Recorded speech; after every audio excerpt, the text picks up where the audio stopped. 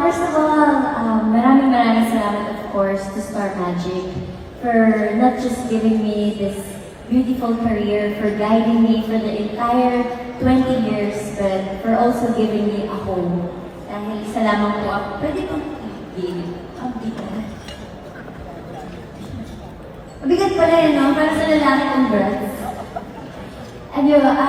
Thank you so much, Star Magic, for this beautiful career sa ABS-CBN. Yun nga, sabi din ni Enchong, pato, ang hirap pala pag namin nanonood ko. Nagsimula din ako without any talent, tapos kami Enchong. I don't know how to sing, to dance, to act, but what I only have are dreams and hope na sana ay maitawid ko yung pamilya ko.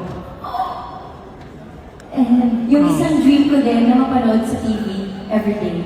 After 20 years, not everyday pa rin naman. So thank you so much for fulfilling my dreams and for giving me this wonderful journey na meron ako ngayon dito sa ABS-CBN. And I also learned with those 20 years is that your talent will bring you in the room and open doors for you.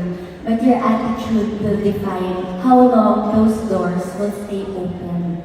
Kaya let's never forget to say thank you and be grateful for all the opportunities na binibigay sa atin. It's either big or small, pag pinagsama-sama mo yun, it's a dream that you never thought and your younger self will be proud of you. Na masasabi niya talaga, ay, congrats self, ito na yung narating mo ngayon. So let us not forget lahat ng tumulong sa atin.